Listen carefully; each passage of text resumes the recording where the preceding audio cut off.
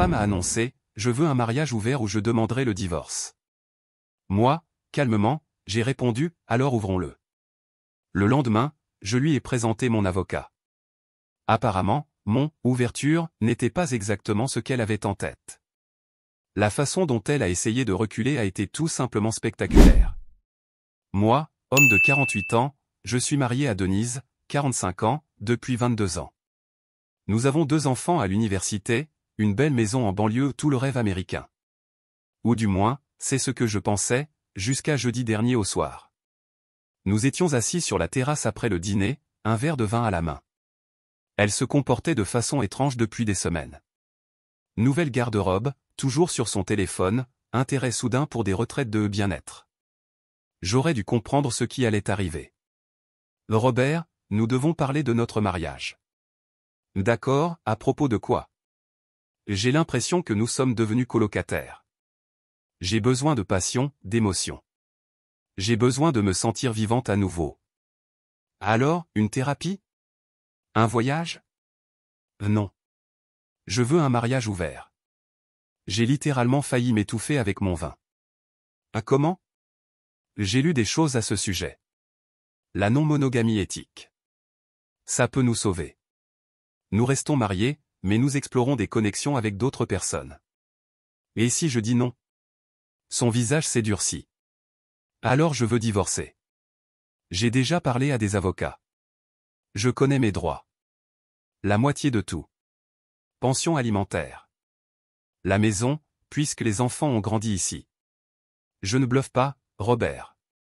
Le ton de droit acquis dans sa voix était absurde. Elle avait déjà consulté des avocats. Ce n'était pas une discussion, c'était un ultimatum. Tu as bien réfléchi à ça? Oui. Écoute, toi aussi tu peux sortir avec d'autres personnes. C'est équitable. On peut tous les deux explorer et garder la famille unie. C'est qui? Quoi? Le type avec qui tu veux coucher. Ce n'est pas hypothétique. Tu as déjà quelqu'un en tête. Elle a même eu l'audace de paraître offensée. Ce n'est pas ça, c'est à propos de nous, pas d'une autre personne. Denise. Elle a soupiré. Il s'appelle Gareth, de ma salle de CrossFit, mais il ne s'est rien passé. C'est pour ça que je t'en parle d'abord. Je suis éthique. Éthique? Elle voulait une médaille pour ne pas encore m'avoir trompé? Je me suis levé, étonnamment calme. 22 ans de mariage ont défilé devant mes yeux. La construction de notre première maison. Elle pleurant à la remise de diplôme de notre fille. Les pancakes du dimanche matin. Et maintenant ça. D'accord. Très bien. Ouvrons-le. Son visage s'est illuminé. Vraiment? Oh, Robert, je savais que tu comprendrais. On peut fixer des limites. Des règles? Aucune règle. Totalement ouvert. À partir de demain. Elle a cligné des yeux, surprise mais enthousiaste. Demain? Si vite? Pourquoi? Eh bien, tu veux que ce soit ouvert? Alors ce sera ouvert. Elle m'a vraiment pris dans ses bras. Tu ne le regretteras pas. Ça va nous renforcer. Je n'ai pas rendu son étreinte. Je lui ai juste dit que j'étais fatigué et je suis allé dormir dans la chambre d'amis. Elle était tellement excitée qu'elle n'a même pas remarqué la froideur dans ma voix. J'ai passé toute la nuit sur l'ordinateur portable. Email, documents, capture d'écran. À 4 heures du matin, j'avais un plan. Mise à jour 1. Le vendredi matin est arrivé rapidement. Denise rayonnait littéralement au petit déjeuner, probablement déjà en train d'envoyer des messages à Gareth. Robert, je pensais, on devrait établir quelques règles de base. Par exemple, ne jamais ramener quelqu'un à la maison. Toujours utiliser une protection. En fait, j'ai un déjeuner aujourd'hui. Pour le travail? Non, un rendez-vous. Elle s'est figée en plein creux de sa tartine. Déjà? Avec qui? Tu la verras au dîner. Je l'ai invitée à venir. Quoi? Robert, nous avions convenu de ne pas ramener de gens à la maison. Non, tu as suggéré ça il y a 5 secondes. Moi j'ai dit sans règle, tu te souviens? Totalement ouvert. Sa mâchoire s'est crispée. Très bien. C'est qui? Tu verras. À 19h. Je l'ai laissé fulminer et je suis allé à ma véritable destination, le bureau de mon frère Alan, avocat spécialisé en droit de la famille. Pas pour demander le divorce. Pour mieux. Alan travaille aussi sur les contrats. Nous avons passé 3 heures à rédiger un accord de mariage ouvert absolument inattaquable. Chaque détail précisé. Les deux parties consentent à des relations non monogames. Tous les biens conjugaux restent séparés des nouvelles relations. Aucun fonds du mariage ne peut être dépensé pour d'autres partenaires. Chaque partie peut mettre fin à l'accord avec un préavis de 30 jours. En cas de fin, un divorce standard commence. Les deux parties renoncent au droit d'invoquer l'adultère comme motif de divorce. Déclaration financière détaillée obligatoire chaque mois. Le coût final, une clause stipulant que celui qui initie le divorce dans l'année suivant la signature perd le droit à une pension. Alan m'a regardé par-dessus ses lunettes. C'est brutal, Rob. Elle a voulu jouer. Alors fixons les règles correctement. Ce même soir. Denise était une boule de nerfs. Elle a changé de tenue 3 fois, nettoyé la maison compulsivement. Gareth était déjà oublié. Elle ne pensait plus qu'à savoir qui j'allais ramener. La sonnette a retenti à 19h pile. J'ai ouvert la porte à Rebecca Thornton, associée principale du cabinet d'Alan. 62 ans, cheveux argentés, vêtue d'un tailleur qui devait coûter plus cher que notre hypothèque. Denise, voici Rebecca. Le visage de Denise était impayable. Un mélange de soulagement et de confusion. Ah, bonsoir, enchanté. Vous êtes un peu plus âgé que ce que j'imaginais. Rebecca a souri comme une prédatrice. Je me spécialise dans les relations mai-décembre. Robert est exactement mon type. Denise a pâli. J'ai servi du vin. Rebecca est avocate, associée principale chez Thornton, Kravitz et associés. Que, intéressant. En réalité, je suis ici à titre professionnel. Robert m'a engagé cet après-midi. Engagé, pourquoi? J'ai fait glisser le contrat sur la table. Un autre accord de mariage ouvert, pour nous protéger tous les deux. Denise a commencé à lire, et l'expression sur son visage. Denise devenait plus pâle à chaque page. Robert, c'est insensé. Déclaration financière mensuelle, perte du droit à une pension, protection standard et accord de non-monogamie consensuelle. Tu as vraiment fait des recherches là-dessus? Pas de cette façon. C'est un contrat commercial. Tu m'as menacé de divorce et tu avais déjà consulté des avocats. Moi, je ne fais que me protéger.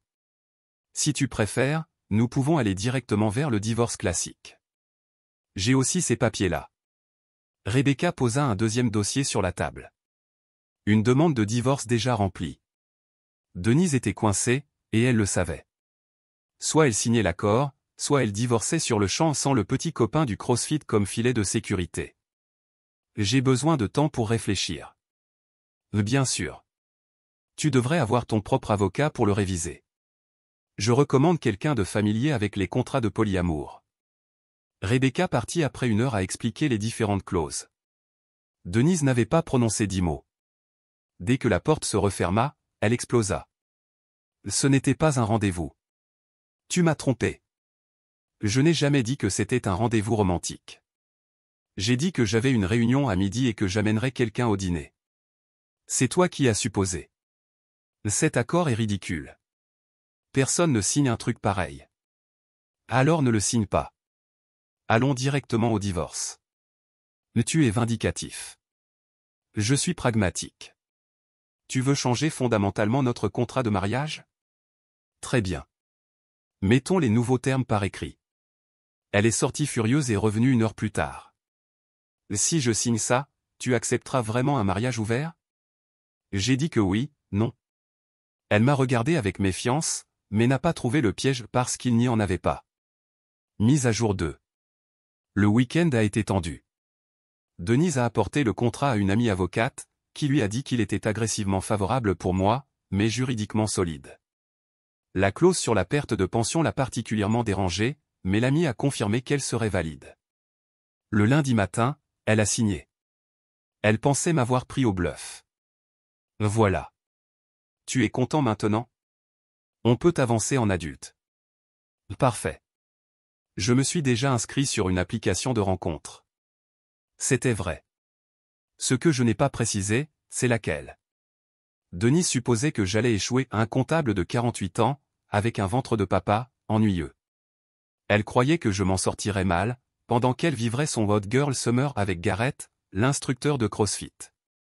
Mais j'avais fait mes devoirs. Je m'étais inscrit sur un service spécifique qui connecte des hommes plus âgés et établis avec des femmes cherchant un soutien financier. Pas exactement des sugar babies, mais des arrangements mutuellement bénéfiques. Mon profil était honnête, marié, relation ouverte, financièrement stable, cherchant de la compagnie. La réponse a été immédiate. Des dizaines de messages de femmes entre 25 et 40 ans, cherchant de l'aide pour payer leurs dettes étudiantes, leur loyer ou même financer une start-up. Pendant ce temps, Denise découvrait que Gareth n'était pas exactement ce qu'elle croyait. Le mardi, elle est rentrée furieuse de la salle de sport. Gareth est marié. Et alors? Toi aussi. Sa femme n'est pas au courant. Il pensait que je proposais une liaison secrète. Et tu ne le faisais pas? Non. C'est de la non-monogamie éthique. Il doit en parler à sa femme. J'ai éclaté de rire. Un vrai rire. Tu crois vraiment qu'un coach de CrossFit de 32 ans va dire à sa femme qu'il sort avec une femme mariée de 45 ans? La remarque sur l'âge a fait mal. Je l'ai vu sur son visage. Le mercredi, j'ai eu mon premier vrai rendez-vous. Jennifer, 29 ans, diplômée en marketing, croulant sous les dettes étudiantes. Nous avons pris un café. Alors, ta femme est vraiment d'accord avec ça? Voici le contrat signé. Waouh. D'accord. Et toi, tu cherches quoi exactement? Compagnie, dîner, événement, conversation. Voilà. Je prends en charge tes mensualités étudiantes et je t'offre une allocation mensuelle. Rien de plus. Aucune attente? Aucune. Je veux juste profiter de bonnes soirées avec quelqu'un qui a vraiment envie d'être là. Elle a accepté. 2000 $ par mois plus le remboursement des dettes. Moins cher que le divorce que Denise avait menacé. Ce soir-là, j'ai raconté à Denise. Tu paies quelqu'un pour sortir avec toi. C'est un arrangement. Très ouvert, très éthique. Elle sait exactement ce qu'elle obtient. C'est de la prostitution. Non, c'est de la compagnie. Nous ne nous sommes même pas embrassés pour l'instant. Contrairement à toi et Gareth. Ah, mais attends, il ne veut plus te toucher maintenant qu'il sait que tu veux plus qu'une aventure cachée. Elle est allée sur Tinder ce soir-là, a eu des matchs avec des dizaines de types, est sortie à 3 rendez-vous cette semaine-là et est rentrée de chacun plus frustré. Ils ne veulent que du sexe. Quelle surprise. Des hommes sur des applis de rencontres cherchant du sexe occasionnel avec des femmes mariées. Les plus jeunes étaient immatures. Les plus âgés, des divorcés bourrés de bagages. Essaie peut-être d'être honnête sur ce que tu cherches. Je le suis. Mais dès que je dis que je suis marié et que c'est une relation ouverte, ils arrêtent de répondre ou ne veulent que coucher. Pendant ce temps, Jennifer et moi passions de merveilleux dîners. Elle était intelligente, drôle, vraiment intéressée par mes histoires ennuyeuses de travail. Après tout, je payais littéralement ses dettes. Gagnant sur les deux tableaux. Mise à jour 3. À la 3e semaine de notre mariage ouvert, Denise était en chute libre. Elle avait eu 8 rendez-vous. 2 ont disparu après avoir couché avec elle. 3 voulaient qu'elle devienne sugar mama, ironie délicieuse. Un était marié et ne cherchait qu'une liaison secrète. Un paraissait parfait, jusqu'à ce que sa femme appelle Denise en hurlant, parce qu'il lui avait menti en disant qu'il était divorcé. Le dernier était réellement célibataire et intéressé, mais avait 26 ans et vivait chez ses parents. Pendant ce temps, je m'amusais comme jamais. Pas romantiquement, il ne s'agissait pas de rencontres de vengeance. Il s'agissait de montrer à Denise la réalité de ce qu'elle avait elle-même exigé. Le jeudi soir, il y avait un gala caritatif de mon entreprise. Normalement, Denise se plaignait toujours de ces événements. Maintenant, elle pensait encore être mon accompagnatrice. À quelle heure dois-je être prête? Prête pour quoi? Pour le gala. Ah, j'y vais avec Rebecca, ton avocate. Elle aime ce genre d'événement. C'est excellent pour le réseau de son cabinet. Je suis ta femme. Dans un mariage ouvert, tu ne peux pas revendiquer les privilèges d'épouse seulement quand ça t'arrange. Elle a jeté un verre de vin, a raté et l'a brisé contre le mur. Ce dégât sort de ton compte personnel, selon notre contrat. Clause sur les dommages au bien commun. Le vendredi, elle a tenté un coup de force. Elle est arrivée à mon bureau avec un déjeuner, chose qu'elle n'avait pas faite depuis 5 ans. Portant une robe que je lui avais offerte pour notre anniversaire de mariage. Elle pensait que nous pourrions discuter. Mon assistante, qui était au courant de tout, a demandé à voix haute. « Monsieur Peterson, dois-je annuler votre déjeuner avec Jennifer ?» Denise a laissé tomber le repas sur mon bureau et est sortie furieuse. Ce soir-là, ultimatum. Je veux refermer le mariage. D'accord. Alors demande le divorce. Non. Je veux arrêter cet arrangement ouvert et travailler sur nous. Le contrat exige un préavis de 30 jours des deux parties. Alors je donne mon préavis. Parfait. Moi, je ne le donne pas. Son visage a traversé 5 émotions en 3 secondes. Tu dois. En réalité, non. Section 7, paragraphe 3. Les deux doivent consentir pour mettre fin. Sinon, ça passe en divorce. Tu as planifié ça. Tu l'as exigé. Je ne fais que jouer selon les règles que tu as toi-même imposées. Alors je demanderai le divorce quand même. Vas-y. Mais souviens-toi de la clause sur la pension. Et j'ai documenté tous tes rendez-vous, comme prévu dans le contrat. Tes reçus du beurre vers des appartements à 2 heures du matin ne feront pas bonne figure devant le tribunal. Elle a compris le piège. Soit elle restait dans le mariage ouvert qu'elle détestait désormais, soit elle divorçait et perdait ses droits à la pension en ressortant avec l'image d'une adultère. Le samedi matin, elle a tenté la manipulation émotionnelle. Robert, je t'aime. J'ai fait une erreur. Tu m'as menacé de divorce juste pour coucher avec Garrett. J'étais perdu. Crise de la quarantaine, hormones. 6 mois de confusion, pendant lesquels tu consultais des avocats. Elle a pleuré. De vraies larmes. Que veux-tu? Je voulais une épouse fidèle. Ce navire a déjà levé l'ancre. Alors c'est une punition. C'est ce que tu as exigé. Mariage ouvert. Je joue juste mieux que tu ne l'avais prévu. Mise à jour 4 semaines 5. Denise a explosé. D'abord, elle a appelé ma mère, en disant que j'avais des liaisons et que je détruisais la famille. Ma mère, confuse, m'a téléphoné. Il n'a rien détruit, maman. C'est elle qui a exigé un mariage ouvert. J'ai tout par écrit. Oh, ma chère, elle récolte ce qu'elle a semé. Même ma mère catholique traditionnelle a pris mon parti. Voilà l'erreur de calcul de Denise. Ensuite, elle a essayé de me séduire. Elle est venue au lit avec de la lingerie que je n'avais pas vue depuis 10 ans. Denise, tu te souviens quand tu avais des vues sur Garrett?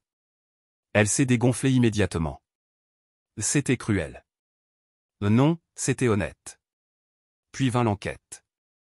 Elle a engagé un détective privé pour suivre Jennifer, pensant découvrir quelque chose d'illégal. Il n'a rien trouvé, parce qu'il n'y avait rien, seulement des dîners et des conversations. Mais il a découvert autre chose. Garrett, son béguin du CrossFit, avait commencé à sortir avec une élève de 22 ans. Il a tout posté sur Instagram. Denise l'a vu pendant son cours de spinning et a eu une crise. Elle a été expulsée de la salle de sport. Le jeudi, elle a commis la plus grosse erreur. Elle est allée au cabinet de Rebecca pour menacer d'ouvrir une procédure pour faute professionnelle, alléguant que Rebecca avait profité de nos problèmes conjugaux. Rebecca, glaciale, a montré les enregistrements de sécurité de notre dîner. Madame Peterson, vous êtes filmée en train de lire et de signer le contrat sans contrainte. Vous avez eu 5 jours pour réfléchir et avez consulté votre propre avocate. Voulez-vous discuter d'une action en diffamation? Denise est partie humiliée. Ce soir-là, elle a craqué pour de bon. Et qu'est-ce qu'il faudra? Pourquoi? Pour arrêter ça. Pour revenir comme avant. On ne peut pas revenir en arrière. Tu as brûlé ce pont. Alors, une thérapie de couple. N'importe quoi. Voici ma proposition. Une seule fois. Divorce par médiation, sans litige. Je garde ma retraite et le compte d'investissement. Tu gardes la maison, ta voiture et la moitié des économies. Pas de pension de part et d'autre. Fin propre. C'est moins que ce que j'aurais dans un divorce normal. Dans un divorce normal, je n'aurais pas de preuves documentées de tes tentatives d'infidélité, ni le contrat signé montrant que tu as tout initié. Tu divorcerais vraiment après 22 ans? Tu as détruit notre mariage quand tu as menacé de divorce pour coucher avec un autre homme. Je ne fais que gérer la paperasse. Elle a demandé du temps pour réfléchir. Je lui ai donné le week-end. Mise à jour finale 3 mois plus tard. Denise a accepté l'accord. Pas heureuse, mais elle a accepté. La médiation a été rapide, 2 séances et c'était fini. Le médiateur a même félicité ma préparation et ma documentation.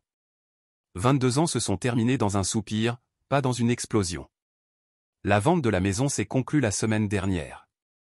Denise a reçu sa part, mais a découvert que l'entretenir seule. Mais les impôts fonciers dévoraient la majeure partie de son salaire. Elle cherche maintenant un appartement. Pendant ce temps, j'ai acheté un beau condo au centre-ville. 2 chambres, une cuisine moderne, 0 souvenir de trahison. Jennifer et moi avons mis fin à notre arrangement quand le divorce a été finalisé. Elle m'en a été reconnaissante. J'ai payé 30 000 $ de sa dette étudiante et je l'ai même aidé à obtenir un emploi au service marketing de mon entreprise. Immeuble différent, aucun conflit. Aujourd'hui, nous sommes vraiment amis. Elle m'envoie des mèmes sur la période de l'impôt sur le revenu. Il y a 2 semaines, Denise a tenté une dernière manipulation. Elle est apparue à mon condo avec une bouteille de vin et des albums photos. Robert, tu te souviens de notre voyage à Hawaï? Du premier Noël de notre fille? Je me souviens de tout. Y compris du moment où tu as choisi Gareth plutôt que notre mariage. Je n'ai jamais couché avec lui. Parce qu'il t'a rejeté, pas parce que tu n'as pas essayé. Alors elle a enfin dit ce qu'elle retenait. Mais tu ne m'as jamais aimé. Si tu m'avais aimé, tu aurais lutté pour nous. Je t'ai aimé pendant 22 ans. Toi, tu m'as aimé jusqu'au jour où quelqu'un avec de meilleurs abdos s'est intéressé à toi. Ce n'était pas censé finir ainsi. Tu pensais que je serais désespéré de te garder, que j'accepterais n'importe quoi. Un homme d'âge moyen classique, reconnaissant pour la moindre miette que sa femme voudrait bien lui jeter. Ce n'est pas exactement. C'est exactement ce que tu as pensé. Tu voulais courir à droite à gauche pendant que je restais à la maison à financer ton train de vie. Et quand tu t'en serais lassé, on aurait refermé le mariage et fait semblant que rien ne s'était passé. Son silence a tout confirmé. Mais à la place, tu as découvert que Gareth ne voulait pas de relation, que les hommes de ton âge cherchent des femmes plus jeunes ou des aventures faciles, que sortir à 45 ans est brutal et que j'avais plus d'options que tu ne l'imaginais. Donc tu admets que c'était de la vengeance. Ce sont des conséquences. Tu as voulu un mariage ouvert comme menace. Je t'ai donné exactement ce que tu as demandé, juste pas de la façon que tu avais prévu. Elle a laissé les albums photos. Je les ai jetés au recyclage. Hier, j'ai croisé Gareth dans un café. Il a essayé de me traiter en pote. Je l'ai ignoré. Sa jeune petite amie a demandé qui j'étais. Il a répondu. Personne. Correct. D'après des amis communs, Denise est de retour sur les applis de rencontres. Cette fois, comme célibataire pour de vrai. Mais elle souffre. Les hommes de son âge veulent des femmes plus jeunes ou juste quelque chose de passager. Les bons sont déjà pris. Les disponibles traînent leur propre casserole. Bienvenue dans la réalité. Mes enfants savent l'essentiel, maman a voulu changer le mariage, papa n'était pas d'accord, ils ont divorcé. Ce sont des adultes. Ils ont reconstitué le reste eux-mêmes. Ma fille m'a même dit. Papa, tu es plus heureux maintenant. Elle a raison. J'ai commencé à sortir vraiment le mois dernier. J'ai rencontré une femme appelée Carole dans un groupe de randonnée. Elle a 44 ans, divorcée depuis 5 ans, quand son ex a eu une aventure. Nous nous sommes rapprochés grâce à l'humour de ceux qui ont été trompés. Elle a vu le contrat de mariage ouvert et j'en ai gardé une copie comme souvenir et elle a tellement ri qu'elle en a pleuré. Tu lui as vraiment fait signer ça? Elle a insisté pour ouvrir le mariage. Et tu l'as vraiment ouvert. Nous allons lentement. Très lentement. Nous avons tous les deux des problèmes de confiance, mais elle me fait rire. Elle n'a pas d'instructeur de CrossFit caché et trouve mon ventre de papa confortable. La vengeance n'a pas été dramatique. Elle a été méthodique. Denise voulait avoir le beurre et l'argent du beurre. Mais elle a découvert que le beurre était rance, que la boulangerie était fermée et que je mangeais déjà de la tarte. Elle a misé tout notre mariage sur l'hypothèse que je n'avais ni option ni courage. Elle a tout perdu parce qu'elle n'a pas pu imaginer un monde où je n'étais pas désespérément reconnaissant pour n'importe quoi qu'elle offrirait. La partie la plus ironique? Si elle avait seulement demandé une thérapie, admis qu'elle s'ennuyait, nous aurions probablement pu arranger les choses. Mais non. Elle a tout misé sur les menaces et les ultimatums.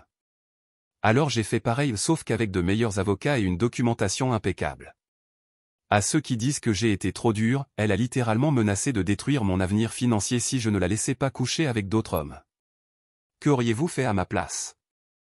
Maintenant je me réveille dans mon condo silencieux, je fais mon café sans que personne ne se plaigne de l'odeur et je ressens enfin la paix. Plus de marcher sur des œufs. Plus de me demander si elle envoie des messages à Gareth. Plus de faire semblant que tout allait bien. Ça valait chaque centime payé pour les dettes de Jennifer. Ça valait chaque séance gênante de médiation. Ça valait même les 22 années que nous avons perdues. Parce que l'expression sur le visage de Denise, au moment où elle a compris qu'elle s'était détruite toute seule, ce souvenir à lui seul me réchauffe encore la nuit. Elle a voulu un mariage ouvert. Je le lui ai donné. Ce n'est pas ma faute si elle n'a pas su gérer ce qu'elle avait demandé. Commentaire Madame Reddit. Là elle voulait un mariage ouvert, mais elle a oublié de lire les petites lignes, ouvert signifie aussi la porte de sortie. Au final, elle a perdu sa dignité et toi, tu as ouvert une bonne bouteille de vin dans ton nouveau condo.